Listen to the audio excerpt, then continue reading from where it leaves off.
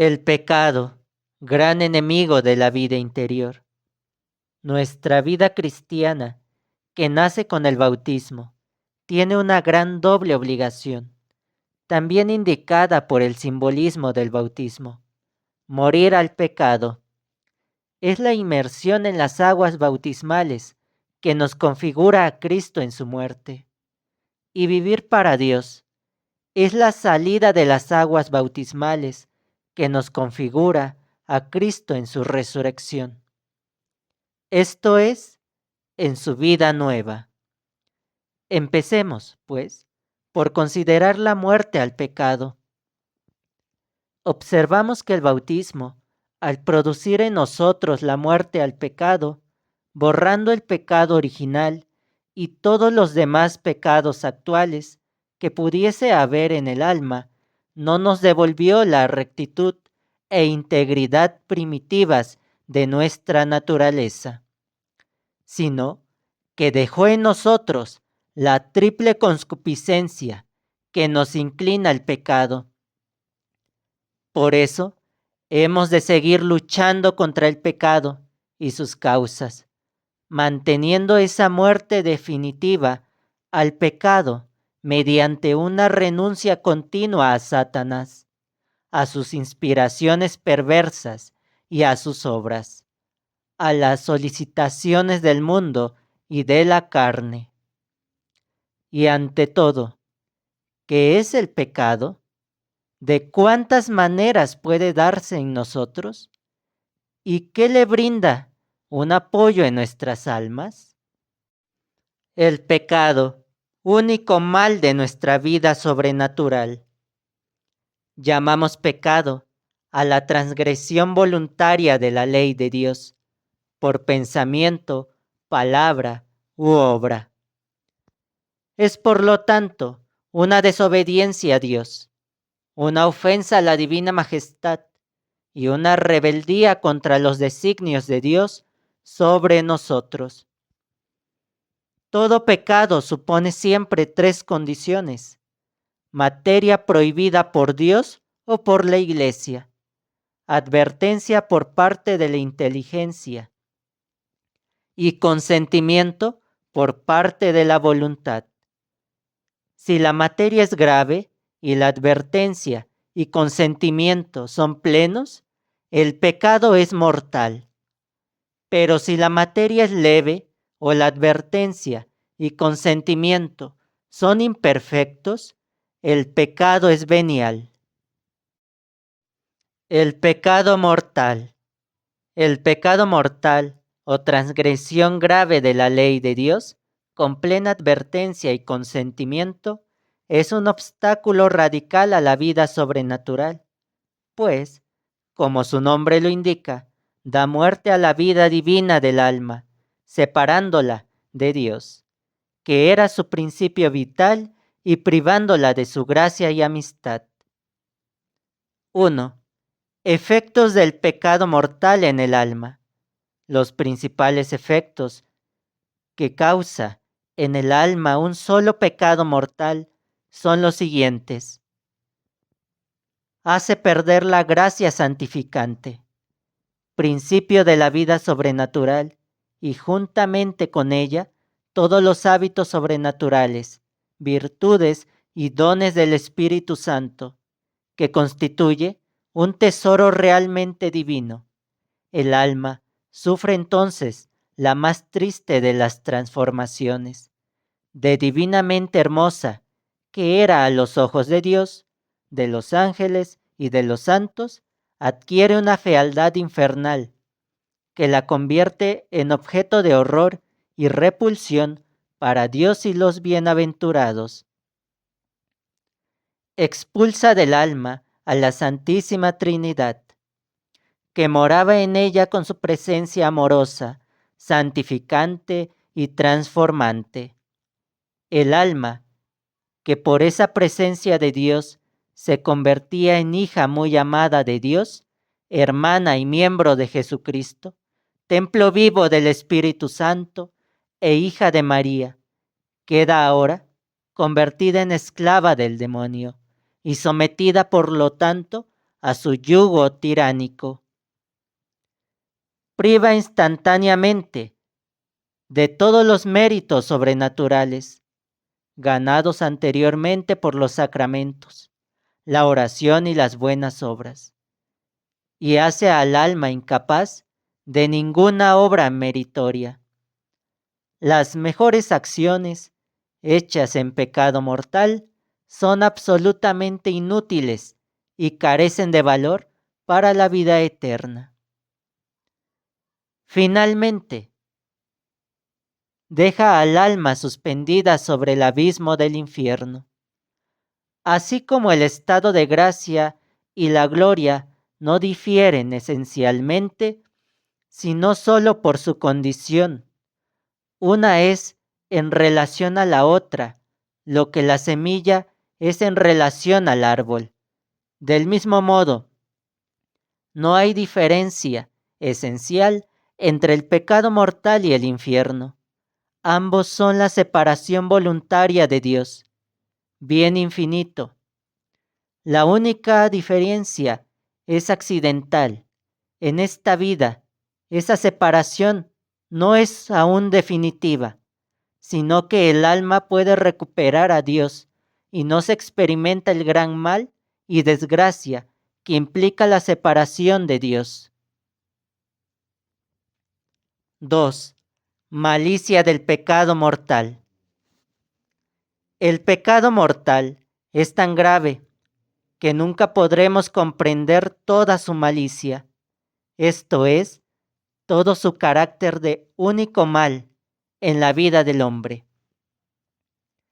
En relación a Dios, supone una injusticia y ofensa, en cierto modo infinitas, hacia la divina majestad, ya que desprecia la amistad divina, que siempre ha de ser para el hombre el bien más preciado, y los dones sobrenaturales que ella comporta, prefiriendo idolátricamente una criatura al Creador, y niega a Dios.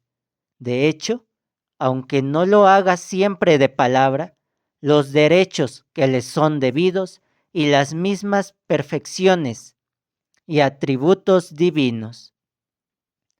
En relación a Jesucristo, nuestro Redentor, el pecado mortal es una especie de deicidio, pues aporta su parte a los dolores y ultrajes contra Cristo y a su pasión y muerte.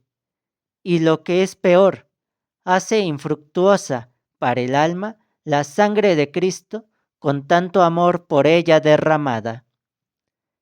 En relación al hombre, el pecado mortal es un verdadero suicidio espiritual del alma, pues por él se priva el alma de su vida divina, de todos sus méritos, de su derecho a la gloria y bienaventuranza eterna del cielo, e incurre en el reato de pena eterna, condenada a la muerte eterna del infierno. El pecado venial. El pecado es venial cuando falta alguna de las tres condiciones para el pecado grave. Es llamado así, de venia, perdón, porque Dios, en su misericordia, lo perdona fácilmente. Basta que se le muestre un sincero arrepentimiento. Sin embargo, no deja de ser un mal infinito, tanto en relación a Dios, ya que es un ultraje a su majestad infinita, como en relación al hombre, porque le pone trabas en la posesión perfecta del bien infinito. El pecado venial puede ser de dos clases: de fragilidad, si es cometido por sorpresa o con poca advertencia o deliberación, por el efecto de algunas circunstancias; deliberado, si se le comete fríamente, a sabiendas de que desagrada y ofende a Dios. Cuando procede de la simple fragilidad humana, ese pecado ofrece poca resistencia a la gracia y presenta al alma la ocasión de renovarse en el dolor de sus faltas y en la santa humildad.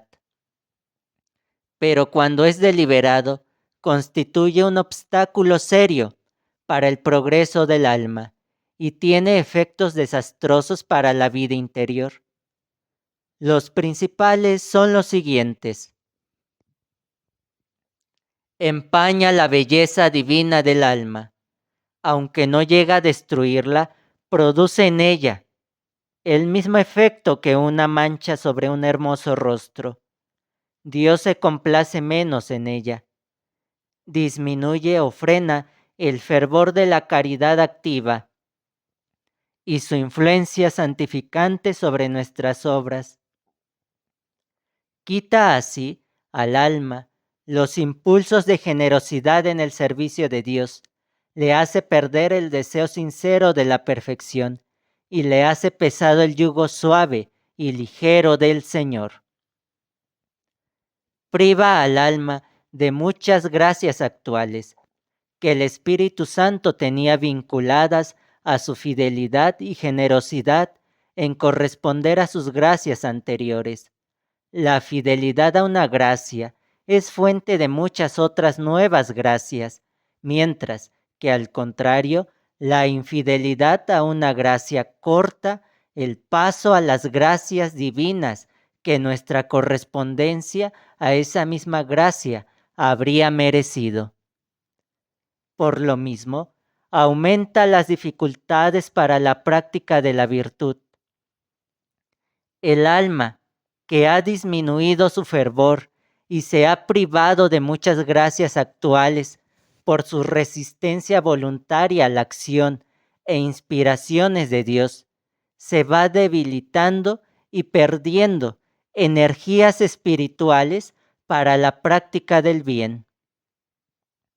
Así, el pecado venial acaba quitando al alma la delicadeza de conciencia y la predispone a la tibieza y al pecado mortal, según la afirmación del Espíritu Santo.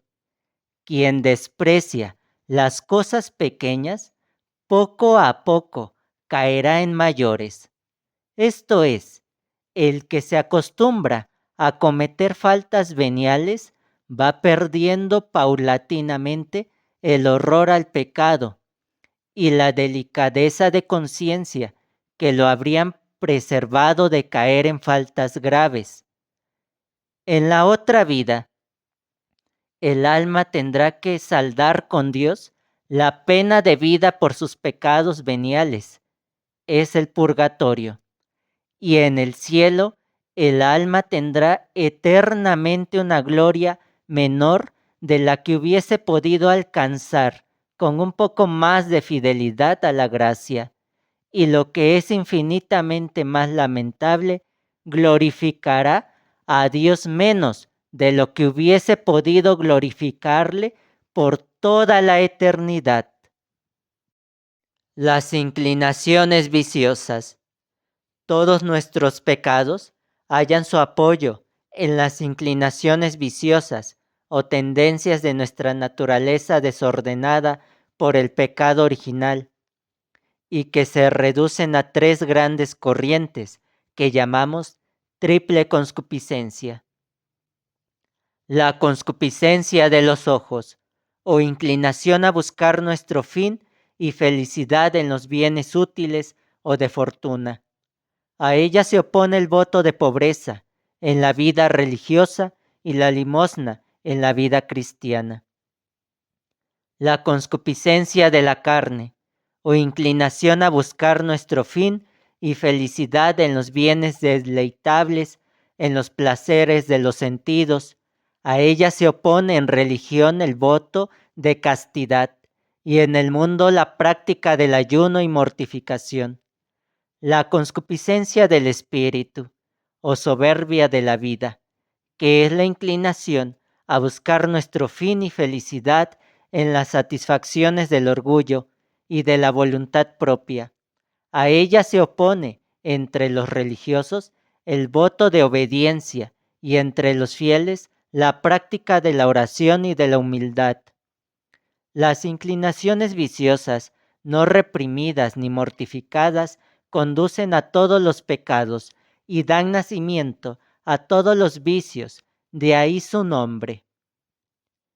Conclusión práctica para la vida interior. El gran principio que debe inspirar nuestra actividad sobrenatural en su ejercicio negativo es el odio del pecado, considerado como el único mal en esta vida. Este odio del pecado ha de producir en nuestra alma gran vigilancia. Si no tememos nada tanto como ofender a Dios, nos mantendremos continuamente alerta contra todo lo que es pecado u ocasión de pecado. Velad y orad, nos enseña el Señor, para no caer en tentación. Gran delicadeza de conciencia. Quien evita toda falta deliberada alcanza una pureza interior cada vez mayor que prepara la unión perfecta con Dios. Bienaventurados los limpios de corazón, porque ellos verán a Dios. Uno de los medios más eficaces para conseguir esta doble disposición contra el pecado es el examen de conciencia, vivamente recomendado por todos los maestros de la vida espiritual. Consiste en una introspección de nuestra propia conciencia para averiguar los actos buenos o malos que hemos realizado, observar sus raíces y causas, y sobre todo la actitud fundamental de nuestra alma frente a Dios y nuestra propia santificación. Comprende 5 puntos. Dar gracias a Dios por los favores recibidos. Pedir luz al Espíritu Santo para conocer los pecados y gracia para detestarlos. Examen o indagación de las faltas. Contrición de las faltas en que se haya incurrido. Y propósito de enmienda, solicitando para ello la gracia de Dios.